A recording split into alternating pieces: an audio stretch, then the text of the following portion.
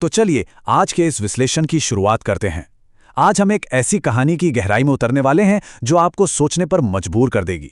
एक ऐसी कहानी जो बड़ी ही खूबी से शादी ब्याह की उस दिखावटी खुशी और समाज की उम्मीदों के बोझ तले दबे डर के बीच के उस अंतर को सामने लाती है जिसे अक्सर हम नजरअंदाज कर देते हैं।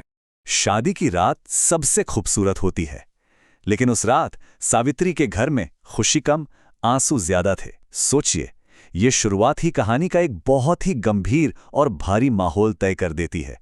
ये हमें साफ बता देती है कि ये कोई आम जश्न की कहानी नहीं है, बल्कि एक गहरे और खामोश बलिदान की कहानी है।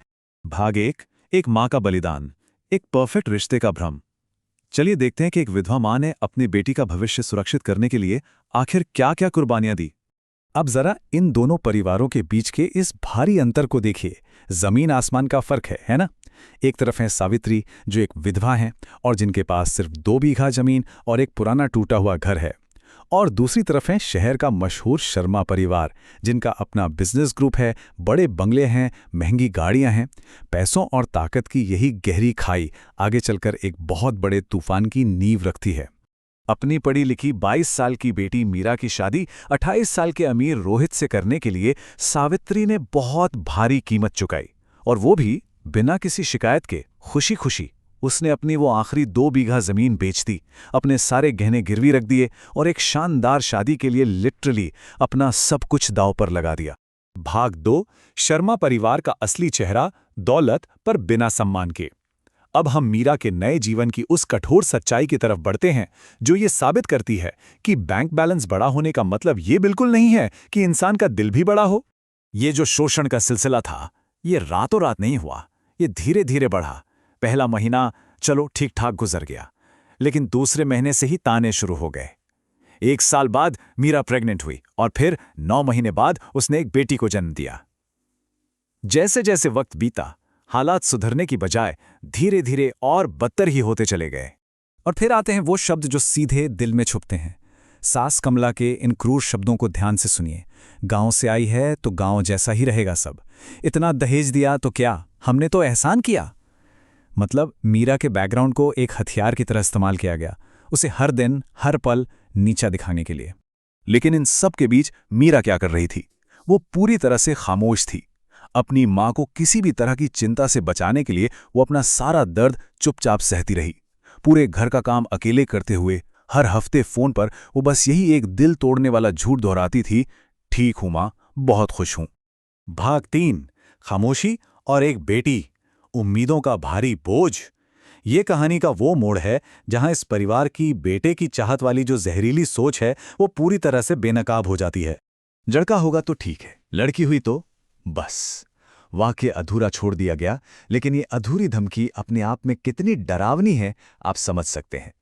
ये इस परिवार की उस संकीर्ण और कंडीशनल सोच को दिखाती है जहां मीरा को सिर्फ और सिर्फ एक वारिस पैदा करने की मशीन समझा जा रहा था। और जब आखिरकार एक लड़की ने जन्म लिया तो मीरा को क्या मिला? सिर्फ और सिर्फ ठंडापन। घर में कोई जश्न नहीं मना, सास ने सीधे मुंह फेर लिया, और रोहित, वो बस नाम के लिए अस्पताल आया और मीरा को वहां बिल्कुल अकेला छोड़कर चला गया। उस सुनसान कमरे में मीरा को सिर्फ अपने उस नवजात बच्ची से ही बात करके सुकून मिल रहा था कि वो दोनों एक दूसरे के लिए काफी हैं। और पता है आपको, ये सब कितने दिन चला? पूरे 2 साल। जी हां, 2 साल। इन 2 सालों तक सावित्री अपने उस टूटे हुए घर में अपनी गरीबी को इस झूठे यकीन के साथ बर्दाश्त करती रही कि उसकी बेटी शहर में एक बहुत ही खुशहाल और आलीशान जिंदगी जी रही है। पर सच ज्यादा दिन छुपता कहाँ है।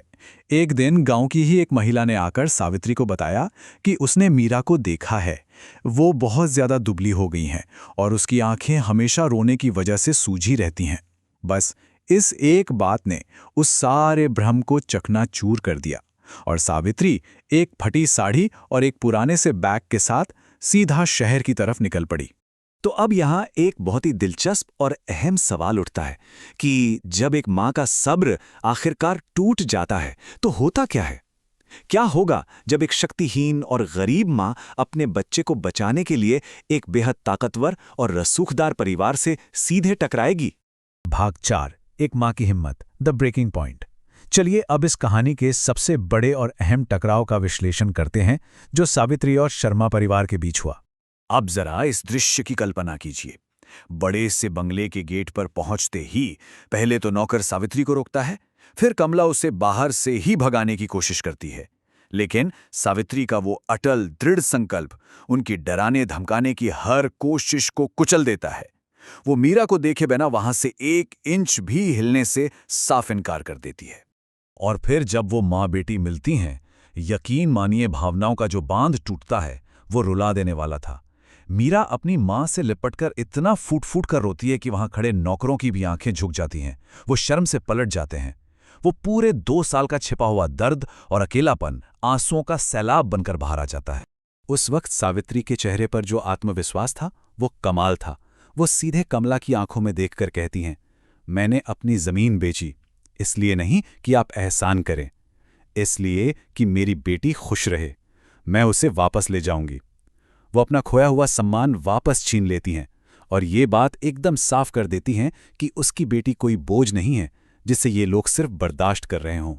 इस पर कमला की वो जानी पहचानी अहंकारी प्रतिक्रिया आती है, बड़ी हिम्मत है तुम्हारी। और यहीं से इन दोनों महिलाओं के बीच एक बहुत ही तेज आंखों ही आंखों में होने वाले एक जोरदार संवाद सेट होता है।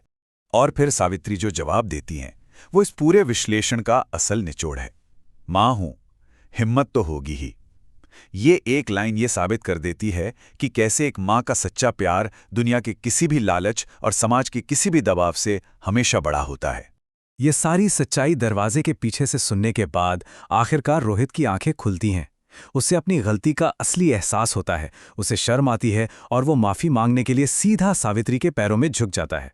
लेकिन सावित्री बहुत ही मजबूती के साथ उसकी माफ़ी को अपनी तरफ से हटाकर खुद रोहित की पत्नी और उसकी उस छोटी सी बेटी की तरफ मोड़ देती है जिन्हें उसने इतने वक्त तक नज़रअंदाज किया था।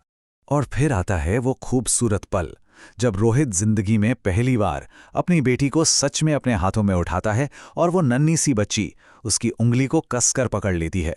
उसी एक पल में वो सच में एक पिता बन जाता है।